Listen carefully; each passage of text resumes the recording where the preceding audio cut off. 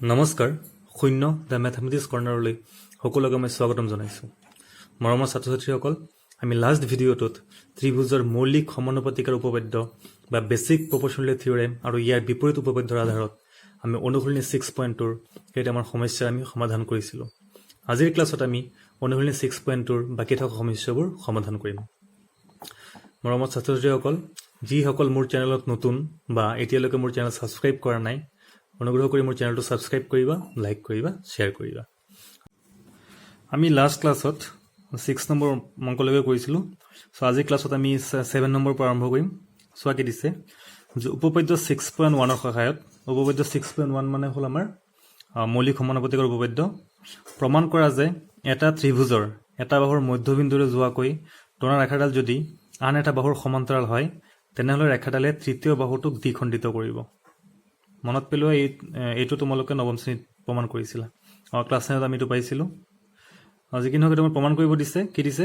যে এটা ত্ৰিভুজৰ এটা বাহুৰ মধ্যবিন্দু ল'ব দিছে আৰু সেই মধ্যবিন্দুৰে যোৱাকৈ আন এডাল বাহুৰ সমান্তৰালকৈ এডাল ৰেখা আঁকিব লাগিব। তেতিয়া ৰেখাডালে তৃতীয় বাহুক আমাৰ কি কৰিব? দ্বিখণ্ডিত কৰিব। আমি যেতিয়া অংকটো কৰিম, ছবি আঁকিম, তেতিয়া স্পষ্টকৈ বুজি পাবা। প্ৰশ্নত কি কৈছে চোৱা, আমাক কি কৈছে, এটা ত্ৰিভুজ ল'ব দিছে। আমি এটা ত্ৰিভুজ লওঁ, ধৰি লোৱা ABC এটা ত্ৰিভুজ। প্ৰশ্নটোত চকু ৰাখিবা, ABC এটা ত্ৰিভুজ। তাৰপিছত আমাক কি কৈছে যে ত্ৰিভুজৰ এটা বাহুৰ মধ্যবিন্দুৰে যোৱাকৈ, চ' এটা বাহুৰ মধ্যবিন্দু লওঁ, ধৰিলোঁ আমি ABৰ মধ্যবিন্দু E বা D। ABৰ মধ্যবিন্দু কৰিলোঁ আমি D কিন্তু ABৰ মধ্যবিন্দু। যেতিয়া DABৰ মধ্যবিন্দু, তাৰমানে কি, তেতিয়া কি হ'ব যে DA ABক সমদ্বিখণ্ডিত কৰিব, অৰ্থাৎ AD ইকুৱেল BD। তাৰপিছত কি কৈছে চোৱা, যে এটা বাহুৰ মধ্যবিন্দুৰ মাজেৰে যোৱা ৰেখাডাল, অৰ্থাৎ ডিৰ মাজেৰে যোৱা ৰেখাডাল আন এটা বাহুৰ সমান্তৰাল হয়, অৰ্থাৎ ডিৰ মাজেৰে এটা ৰেখা আঁকিব লাগিব। এই ৰেখাডাল যাতে কি হ'ব, আমাৰ ACৰ সমান্তৰাল হ'ব লাগিব, নহ'লে BCৰ। আমি যদি এনেকৈ ৰেখা আঁকো তেন্তে BCৰ সমান্তৰাল হ'ব, যদি এনেকৈ আঁকো আমি তেন্তে কি হ'ব, আমাৰ ACৰ সমান্তৰাল হ'ব। তো ছবিটো চাই অংকটো ভালকৈ বুজিবৰ কাৰণে আমি BCৰ সমান্তৰালকৈ ৰেখাটো আঁকো, এইটো আমাৰ ব্যক্তিগত কথা। চ' ধৰি লোৱা ডিৰ মাজেৰে এডাল ৰেখা আঁকিলোঁ আমি, এডাল ৰেখা, আৰু এই ৰেখাডাল কি বুলি কৈছে, আমাৰ BCৰ সমান্তৰাল, আমাক দিয়া আছে এইটো, এই ৰেখাডাল BCৰ সমান্তৰাল। তেন্তে কি হ'ব বুলি কৈছে, কি প্ৰমাণ কৰিব লাগিব, আমাৰ তৃতীয় বাহুটোক দ্বিখণ্ডিত কৰিব। তাৰমানে এই ৰেখাডালে তৃতীয় বাহু এতিয়া আমাৰ কি আছে, AC। এই ৰেখাডালে এই বিন্দুটোত ACক দ্বিখণ্ডিত কৰিব, অৰ্থাৎ সমানে দুভাগ কৰিব, সমদ্বিখণ্ডিত কৰিব। ধৰি ললোঁ এই ৰেখাডালে ইয়াক আমাৰ E বিন্দুত ছেদ কৰিছে। যদি ৰেখাডালে ACক দ্বিখণ্ডিত কৰে, তেন্তে ইয়াৰ অৰ্থ কি বুজিব লাগিব আমাৰ, যে AE আৰু EC এই দুটা তোমাৰ কি সমান, তাকে আমি প্ৰমাণ কৰিব লাগিব যে AE ইকুৱেল টু EC। চ' এই ছবিটোৰ পৰা আমাৰ প্ৰশ্নটোৰ আমাক কি দিয়া আছে, দুটা কণ্ডিশ্যন দিয়া আছে আমাৰ। ফাৰ্ষ্ট কণ্ডিশ্যন কি, যে DABৰ মধ্যবিন্দু দিয়া আছে আমাক। ছেকেণ্ড কণ্ডিশ্যন কি, DE সমান্তৰাল কি BC। এই দুটা কণ্ডিশ্যন আমাক দিয়া আছে। আমি প্ৰমাণ কৰিব লাগিব যে ৰেখাডালে ইয়াক দ্বিখণ্ডিত কৰে, অৰ্থাৎ AE is equal two EC। ঠিক আছে, আমি প্ৰমাণ কৰি দেখুৱাম। চ' প্ৰথমতে বিশেষ সূত্ৰ ল'ব লাগে। বিশেষ সূত্ৰত আমি পৰিচয় দিম। এইখিনি তোমালোকে নিজৰ ভাষাটো লিখিব পাৰা, খালি শব্দখিনি থাকিলেই হ'ল যে এই ডি বিন্দুটোৰ মধ্যবিন্দুৰ কথাটো উল্লেখ থাকিব লাগিব আৰু ডি সমান্তৰাল BC কথা তোমাৰ উল্লেখ থাকিব লাগিব। তাৰপিছত আমাৰ প্ৰমাণ কি কৰিব লাগে,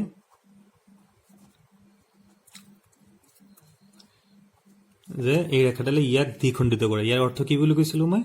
কি প্ৰমাণ কৰিব লাগিব, যে AE is equal two EC। বা তুমি এইটো লিখিব পাৰা যে প্ৰমাণ কৰিব লাগে DE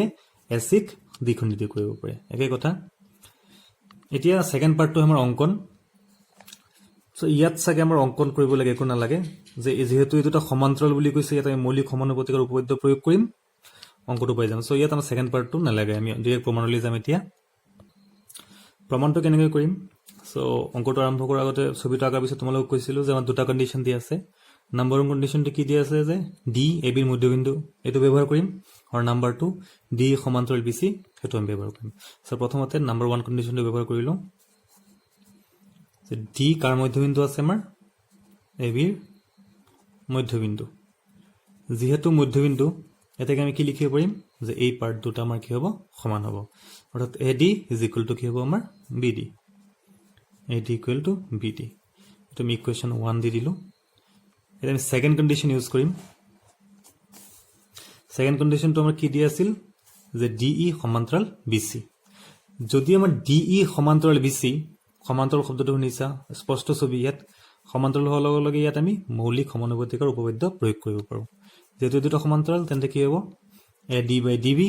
AE by EC ইয়াত বেছিকৈ এক্সপ্লেইন কৰা দৰকাৰ নাই কাৰণ এনেকুৱা অংক আমি বহুত কৰিছোঁ বুজি উঠিছোঁ আমি তাকে লিখিম আমি কি দিয়া আছে আমাক যে DE সমান্তৰাল কি দিয়া আছে আমাৰ BC এতে কি হ'ব যে AD by BD is equal to AE by EC AD by BD is equal to AE by EC hall so আমি দুটা ব্যৱহাৰ কৰি দিলো এতিয়া চোৱা AD equal to BD equation 1 ত আছে এই বস্তুটি আমি ব্যৱহাৰ কৰিব পাৰি নি কৰবাত AD equal to BD মানে AD আৰু BD সমান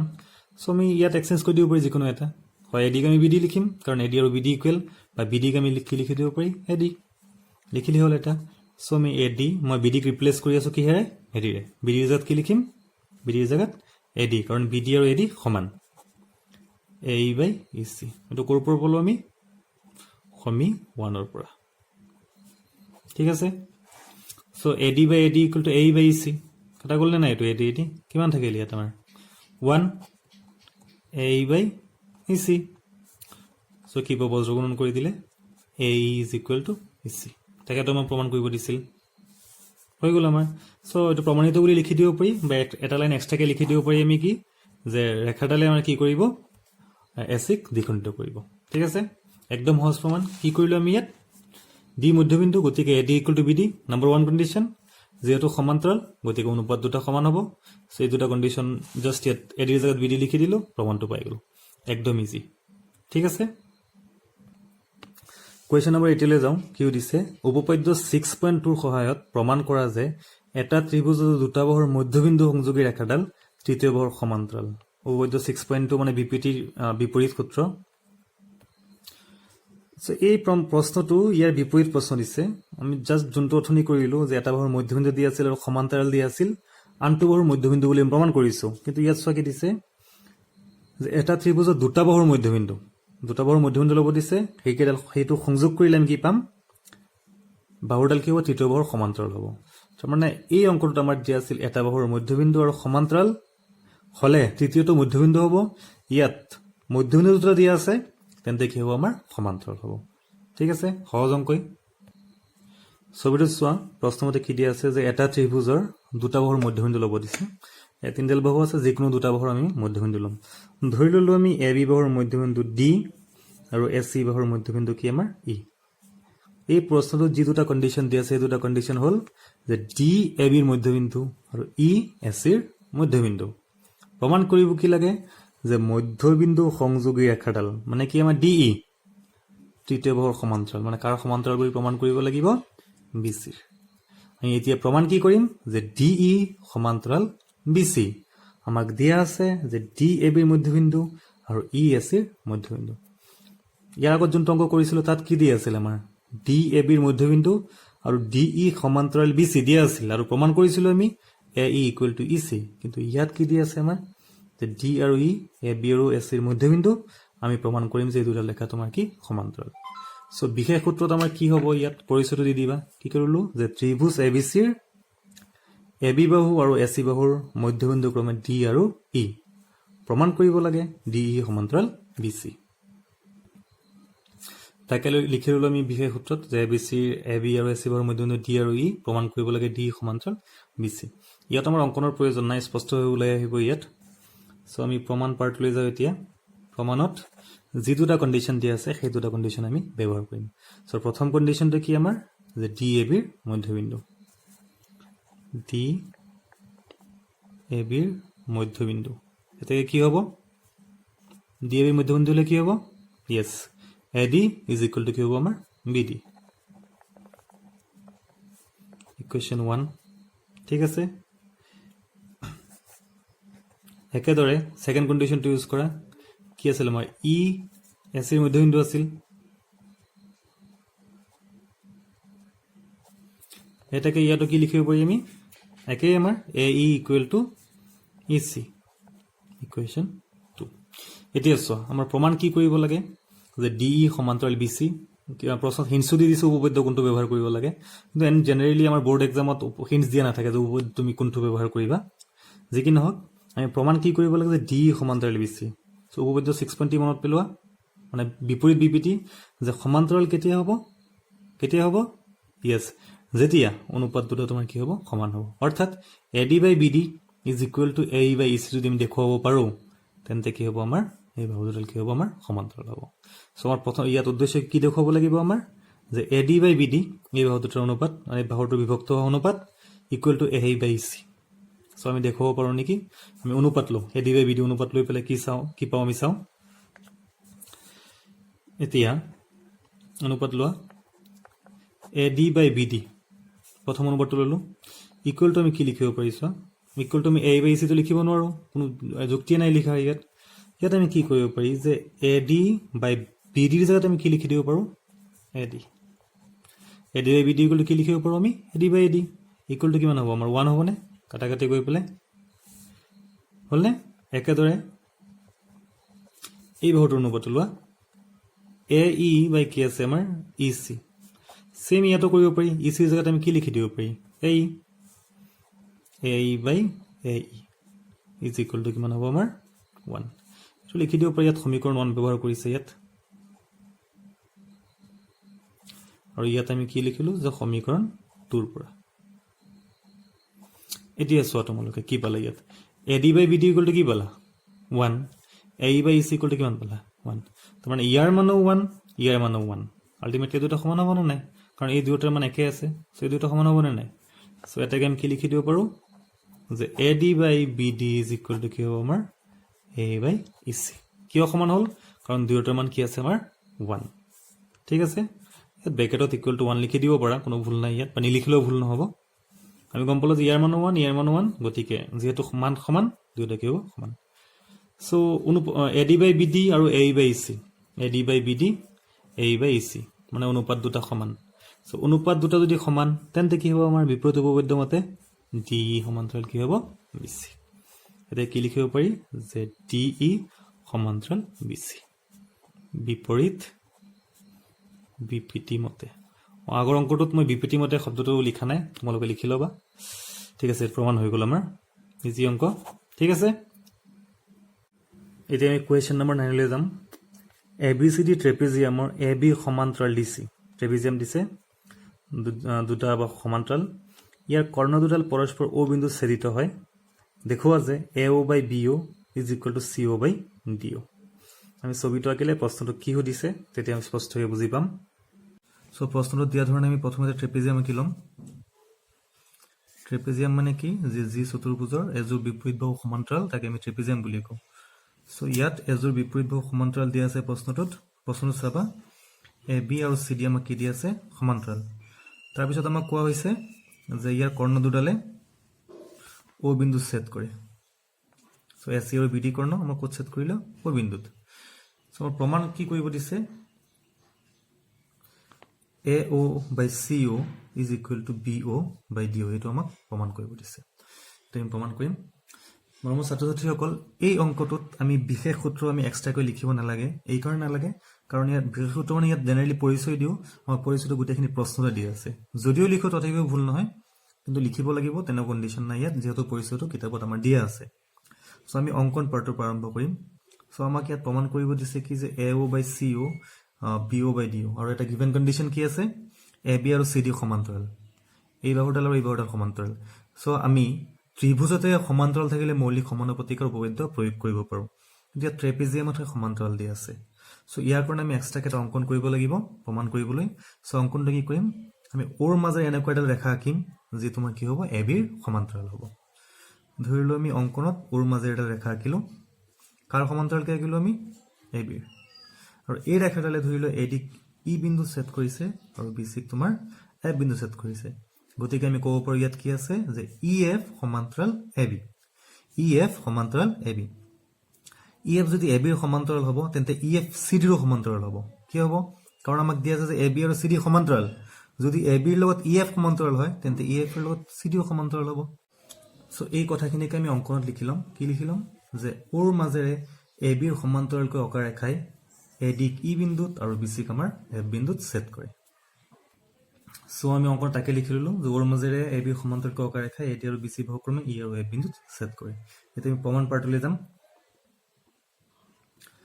প্ৰমাণত কি হৈছে যোনটো আমাক প্ৰমাণ কৰিব দিছে যে AO বাই BO চাবা ইয়াত AO BO CODO CODO তো মানে যিকেইটা আমাৰ প্ৰমাণত বাহুকেইটা আছে AO BO CODO গোটেইকেইটা চোৱা কৰ্ণতহে আছে চোৱা AOOC মানে AC কৰ্ণত আছে BOOD আমাৰ কোনটো কৰ্ণত আছে আমাৰ BD কৰ্ণত আছে গতিকে আমি এই প্ৰমাণটো কৰিবৰ কাৰণে আমি এনে কি কৰিম ইয়াত যে AC কৰ্ণত থকা ত্ৰিভুজ লম আৰু BD কৰ্ণত থকা আমি ত্ৰিভুজ লম কিয় লম যে AC কৰ্ণত থকা যদি ত্ৰিভুজ লও তেন্তে আমি AOOC টো পাই যাম যোনটো আমাৰ লাগে ইয়াত AOOC আৰু BD কৰ্ণত থকা ত্ৰিভুজটো যদি লও আমি BOD সেইটো আমি পাই যাম সো প্ৰাথমিক কাম হ'ব ইয়াত আমাৰ যে AC কৰ্ণ থকা আমি ত্ৰিভুজ এটা সিলেকশন কৰিব লাগিব যত আমি মৌলিক সমানুপাতিকাৰ উপপাদ্য ব্যৱহাৰ কৰিম সবি চাব ইয়াত যে AC কৰ্ণ থকা ত্ৰিভুজ আমাৰ দুটা আছে ইয়াত AC কৰ্ণ থকা প্ৰথম ত্ৰিভুজটো হ'ল আমাৰ ADC দেখা পাইছা নিশ্চয় AC কৰ্ণ যত আছে ADC আৰু এটা আছে যে AC কৰ্ণ থকা ত্ৰিভুজ ABC সো আমি ADC লব পাৰো প্ৰথমতে বা ABC লব পাৰো এটা আমাৰ ইচ্ছা সো আমি অংকটো সুবিধাৰ কাৰণে কি কৰো ত্ৰিভুজ ADC লৈ লও ঠিক আছে ত্ৰিভুজ ADC সোয়া সমান্তৰাল বাহু ইয়াত সোমাই আছে না নাই ADC ত সমান্তৰাল আছে না নাই এই তিনিডাল ৰেখা AB EF আৰু CD সমান্তৰাল আমি আগতে কৈছো সো এই ADC ত্ৰিভুজত আমি কি লিখিব পাৰো এই ৰেখাডাল আৰু এই ৰেখাডাল আমাৰ সমান্তৰাল অৰ্থাৎ EO সমান্তৰাল DC কিয় সমান্তৰাল হল এটো আমাৰ যে EF AB ৰ সমান্তৰাল আকৌ AB কাৰ সমান্তৰাল আমাৰ DC ৰ সমান্তৰাল এটোকে লিখি দিম যে EF সমান্তৰাল AB সমান্তৰাল CD ঠিক আছে যিহেতু এই দুটো সমান্তৰাল তাত আমি কি ব্যৱহাৰ কৰিব পাৰো মৌলিক সমানুপাতিকাৰ উপপাদ্য সো কি হ'ব এই বাহুদুল সমান্তৰাল শীৰ্ষবিন্দু হ'ব A গতিকে লিখিব পাৰিম যে AE by ED is equal to কি হ'ব AO by OC AE by ED is equal to হ'ব AO by OC to BPT মতে এতিয়া আমি আন এটা ত্ৰিভুজ লব লাগিব সেই ত্ৰিভুজটো আমি কোনটো লম আগতে কৈছিলো যে সেই ত্ৰিভুজটো লব লাগিব আমাৰ BD কৰ্ণ থকা ত্ৰিভুজ লব লাগিব যেনেকৈ AC কৰ্ণ থকা ত্ৰিভুজ দুটা আছিল ইয়াত BD কৰ্ণ থকা ত্ৰিভুজ কিন্তু তোমাৰ দুটাই আছে এটা আছে আমাৰ ABD এটা আছে আমাৰ BDC এতিয়া আমি কোনটো লম এতিয়া যিকোনো ললে নহব এতিয়া যোনটো ত্ৰিভুজ লম ইয়াৰ লগত মিল থকা কিবা সম্পৰ্ক থকা হ'ব লাগিব সো ইয়াত যিহেতু আমাৰ প্ৰমাণ পাৰ্টত এইখিনি থাকিব লাগে AOOC এইখিনি থাকিব লাগে BOD সো এইখিনি আমাৰ প্ৰমাণত থাকিব লাগিব ইয়াৰ কাৰণে আমি কি কৰিম যে AEED আমি ইকুৱেল দেখাম মানে এইখিনি তো আমাৰ ইকুৱেল দেখাব লাগিব ইয়াৰ লগত মিলোৱাকে সো আমি AE বাই ED এনেকুৱা আৰু এটা ত্ৰিভুজ লব লাগিব BD কৰ্ণ থকা যত আমাৰ AE বাই ED পাম BD কৰ্ণ থকা এটা ত্ৰিভুজ লম যত আমি AE আৰু ED পাম সো BD কৰ্ণ থকা ত্ৰিভুজ কি আছে আমাৰ ইয়াত এটা আছে ABD আৰু এটা আছে আমাৰ BDC ABD BDC মাত্ৰ কি কলো যে এনেকুৱা এটা ত্ৰিভুজ লব লাগিব যত AE আৰু ED থাকে সো ABC ত সোয়া এই ত্ৰিভুজত ABC ত ইয়াত সোয়া AE আৰু ED আছে কিন্তু ইয়াত BDC ত কিন্তু আমাৰ AEC নাই গতিকে আমি কোনটো ত্ৰিভুজ সিলেকশন কৰিব লাগিব ABD আমি ত্ৰিভুজটো লম ABD আৰু যত কি আছে ABD ত্ৰিভুজত এই ত্ৰিভুজটোত সমান্তৰাল বাহু কোনটো হ'ব EO আৰু AB সমান্তৰাল হ'ব তাকে লিখিলো আমি যে ত্ৰিভুজ ABD ৰ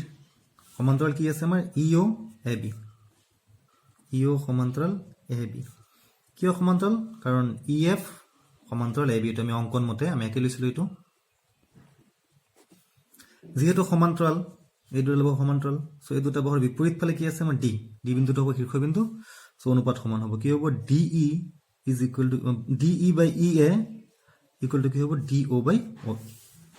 সো আমি লিখিব পাৰো DE by ED একে কথা ED by AE is equal to কি হ'ব আমাৰ DO by কি হ'ব আমাৰ OB ঠিক আছে এটো কেনেকৈ পালো আমি BPT মতে সো আমি ইকুৱেশন দুটা ইকুৱেট কৰিব লাগে ইয়াত আছে AE by ED ইয়াত আছে কি ED by AE বিপৰীত হৈ আছে সো ইয়াৰ কাৰণে আমি সমান ৰেখালৈ এটো বিপৰীত কৰিলো বিপৰীত ক্ৰিয়া কৰিলে কি পাও আমি AE by ED সিম্পলি উল্টাই দিয়া বিপৰীত ক্ৰিয়া মানে ইয়াত হ'ব BO DO OB BO একে কথা এটো আমি ইকুৱেশ্যন নম্বৰ 2 দিলো এতিয়া ইকুৱেশ্যন 1 আৰু 2 তুলনা কৰি দিয়া স্পষ্ট তোমালোকৰ চকুত 1 আৰু 2 তুলনা কৰিলে কি পাম বাহুপক্ষ দুটা সমান হৈ আছে গতিকে বাহুপক্ষ দুটা সমান হ'ব নাই সো ইকুৱেশ্যন 1 আৰু 2 এই দুটাৰ পৰা আমি কি পাম বাহুপক্ষ সমান এটা বাহুপক্ষ হ'ব AO by CO অচিত মই CO লিখিছো একে কথা যেহেতু প্ৰমাণত CO দিয়া আছে DO হল সো আমি কি পালো AO by CO is equal to BO by DO কিন্তু আমাক প্ৰমাণ কি কৰিব দিছিল AO by BO is equal to কি প্ৰমাণ কৰিব দিছিল আমাৰ CO by DO AO by BO is equal to কি প্ৰমাণ কৰিব দিছিল CO by DO ইয়াত কি পালো আমি AO by CO কিন্তু লাগে কি আমাৰ BO আৰু ইয়াত লাগে কি আমাৰ CO by DO সো তুমি একান্তৰ ক্ৰিয়া কৰি দিও এটো ইয়ালে যাব এটো ইয়ালে গুছি যাব পাই এটো কৰিব আমি CO by DO ডম প্রমাণ হৈ গল ঠিক আছে বুজি পাইছা এটা নেক্সট অংকটো আগবাঢ়িম টেন্সৰ কি দিছে যে ABCD চতুৰ্ভুজটোৰ কৰ্ণ দুটালে পৰস্পৰ O বিন্দুত এনেভাৱে সেট কৰে যাতে AO by BO is equal to CO by DO দেখো যে ABCD এটা ট্ৰাপিজিয়াম আগৰ অংকটো সম্পূৰ্ণ বিপৰীত দিছে আমাক ইকুৱেল দি আছে ট্ৰাপিজিয়াম প্ৰমাণ কৰিব লাগিব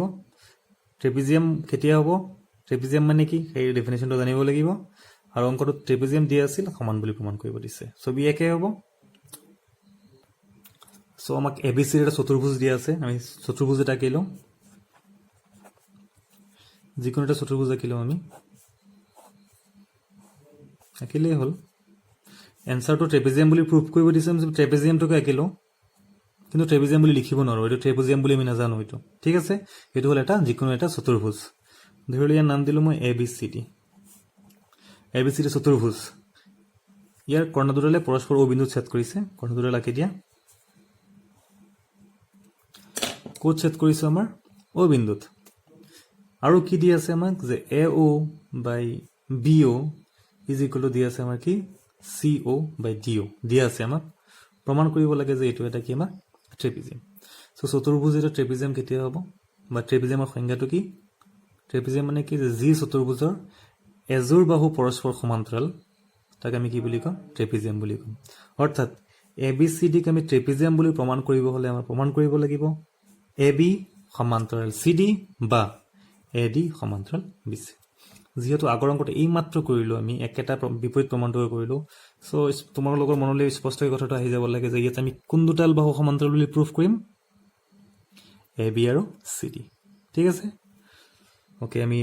ইয়াতো বিশেষ সূত্ৰৰ প্ৰয়োজন নাই গোটেইখিনি পৰিচয় প্ৰশ্নত দি আছে আমি আগৰ নিচিনাই প্ৰমাণ কৰিব লাগে আৰম্ভ কৰিম প্ৰমাণ কৰিব লাগে কি প্ৰমাণ কৰিব লাগে যে ABCD এটা ট্ৰাপিজিয়াম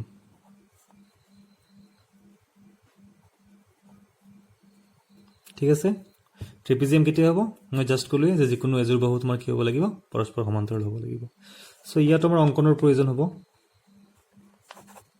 অংকনত কি আঁকিম মাত্ৰ অংকটো কৰিছো যে ওৰ মাজেৰে এডাল ৰেখা আঁকিম আমি যাতে এই ৰেখাডাল কি হ'ব আমাৰ AB ৰ সমান্তৰাল হ'ব যিকোনো এটা বাহুৰ আমি সমান্তৰাল লম ধৰিলো ৰেখাডালে E আৰু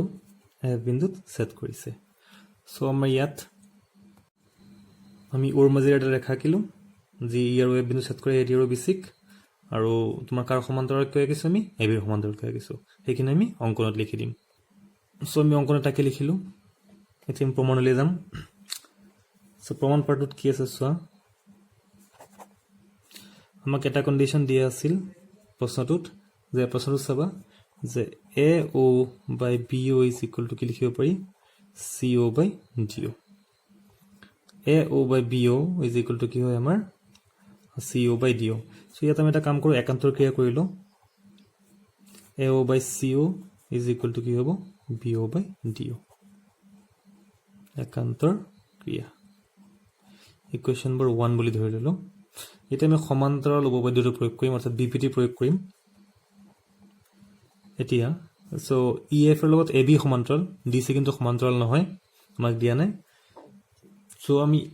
EF আৰু AB সমান্তৰাল থকাকৈ আমি ত্ৰিভুজ ল'ব লাগিব সো আমি প্ৰথমতে BD থকা বাহু থকা ত্ৰিভুজটো লওঁ কি আছে ABD ত্ৰিভুজ এ বি ডিৰ কি কি সমান্তৰাল আছে যে ইও সমান্তৰাল এ বি কাৰণটো কি যে ই এফ সমান্তৰাল কি আছিল আমাৰ এ বি যিহেতু সমান্তৰাল গতিকে বিপিটি মতে কি হ'ব DE by EA is equal to DO by OB DE by EA is equal to কি হ'ব ডিও বাই কি হ'ব অবি বা বিও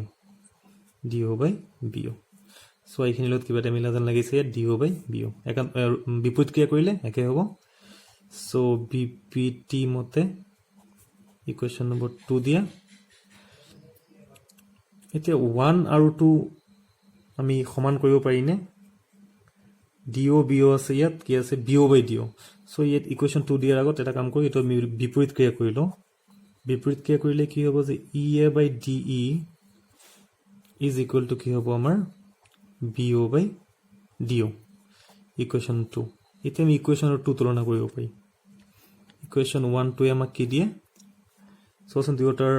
সুপক্ষ সমান গতিকে বাওপক্ষ কি হ'ব সমান হ'ব সো আমি কি লিখিব পাৰো যে AO by CO is equal to E A by DE অকল ছবিলৈ যাওঁ আমি ছবিলৈ গ'লে কি পাওঁ আমি কি পালো যে এ ও